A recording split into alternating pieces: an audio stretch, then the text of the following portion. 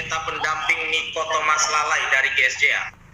Shalom Pak Jo, mau tanya, dalam Yosua pasal 7 ayat 21 sampai dengan 26 tentang keinginan. Pertanyaan saya, dosa yang dilakukan oleh Achan saat itu terjadi karena keinginannya akan jubah.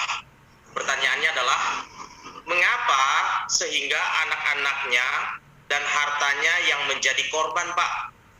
Dan yang kedua, apakah ketika mereka dihakimi, dosa mereka ditanggung siapa, Pak? Karena mereka tidak berdosa tapi dihukum.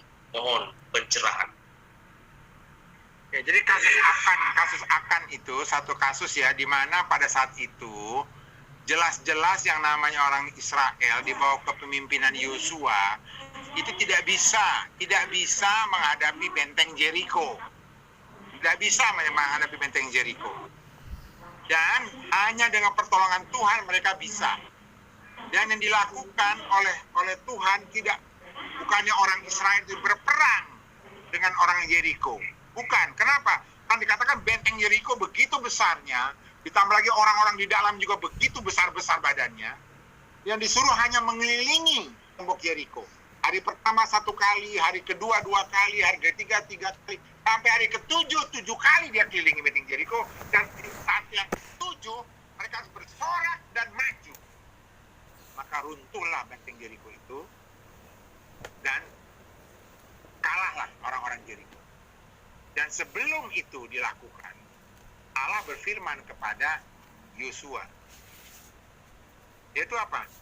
Jangan sampai ada harta-harta segala macam yang harusnya diserahkan ke rumah Tuhan diambil, yang harus dibakar. Itu perintahnya. Dan saudara tahu apa yang terjadi? Jericho kalah, si Achan melihat bukan hanya kain loh, bukannya kain, perak pun diambil, emas pun diambil. Jadi ada 3 hal yang diambil, bukan hanya kain ungu yang bagus, bukan, dia ambil perak juga, emas juga diambil, dia sembunyikan di kemahnya. Dan dia tidak memberitahukan siapa-siapa, tapi keluarganya tahu. Lalu apa yang terjadi? Tinggal selangkah lagi mereka masuk ke Kanaan. Jericho itulah lawan terberat sebelum mereka masuk Kanaan. Jericho itu terberat sebelum masuk Kanaan. Nah, sudah jatuh Jericho, harusnya dia dengan mudahnya masuk ke Kanaan. Ada satu bangsa kecil yang sangat lemah, lebih lemah dari Israel, yang menghalangi mereka untuk masuk ke Kanaan. Bangsa kecil.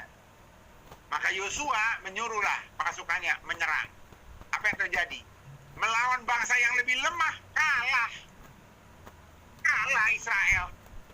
Kaget Yosua. Lah, kok bisa kalah? Lawan Jericho saya bisa menang, kenapa lawan yang begini lebih lemah dari kami kok kita kalah? Sampai dia datang kepada Tuhan, dia menangis di hadapan Tuhan. Kenapa Tuhan?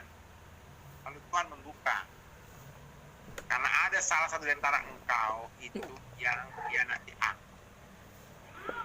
Jadi kasih tolak akan. Ya, nah, pada saat akan dihadapkan, akhirnya akan mengaku. Maka marahlah Yosua dan seluruh bangsa Israel. Akhirnya dihukumnya semuanya, sekeluarga dihukum. Kenapa dihukum semuanya? Kenapa nggak hanya Achan saja? Karena semua keluarga menikmati itu semua, tahu itu semua. Dan ingat, di zaman itu saudaraku, di dalam Keluaran 20 ayat 5, coba kita baca Keluaran 20 ayat 5. Mana dalam Keluaran, kalau nggak salah nih, Keluaran 20 ayat 5 ya. 20 ayat. Ya, betul, Pak. Coba dibacakan Pak Dodo, 20 ayat 5.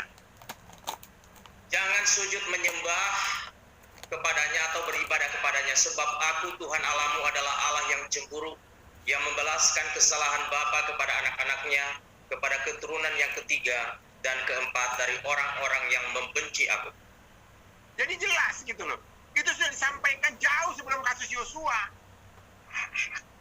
Jadi sebelum kasus Yosua sudah disampaikan kepada Musa dalam Keluaran. Kalau sampai bapakmu melakukan kesalahan, kutimpakan loh kepada semua keturunannya. Begitulah amarah Tuhan itu. Jadi pada saat si Achan itu melakukan kesalahan yang fatal, ya hanya dia. Semuanya harus menanggung. Semua keluarganya menanggung. Jadi itulah sebabnya mereka dirajam. Dan mereka dirajam ya. Mereka bukan dibunuh, ditusuk. Dirajam, mereka dilempar batu. Yang lempar batu siapa? Seluruh bangsa Israel.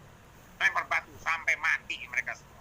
Jadi hukumannya memang sudah dinyatakan dalam Keluaran 20 ayat 5. Dan mereka menanggung semua keturunannya. Itu yang pertama. Yang kedua tadi ditanyakan siapa yang bertanggung jawab. Ya, berdasarkan Keluaran, ya semuanya bertanggung jawab. Makanya diperingatkan dulu, bapak-bapak jangan sembarangan buat salah. Karena yang akan menanggung adalah sampai keturunanmu. Gitu. Dan ada lagi yang nanya, loh kalau sekarang kalau saya buat kesalahan, anak-anak saya juga menanggung. Oh, enggak lain. Kan sudah Keluaran sudah digenapi. Semua hukuman itu sudah ditanggung oleh Kristus di kayu salib. Sekarang yang di dalam Kristus tidak lagi di dalam penghukuman. Begitu firman Tuhan. Sekarang, karena semua hukuman itu sudah ditanggung oleh Kristus. Jadi nggak ada lagi. Tapi dulu, sebelum Kristus datang, ya itu yang terjadi. Itu kira-kira tadi yang bertanya siapa tadi? Menjawab nggak? Bapak atau Ibu tadi yang bertanya ya? Bapak Niko Thomas. Menjawab Pak Niko? Masih ada Pak Niko? Cukup Pak, cukup. Baik. Pak ya. Jadi kenapa keluarganya menanggung ya? Karena firman Tuhan dalam Keluaran 20 ayat 5 Pak. Baik.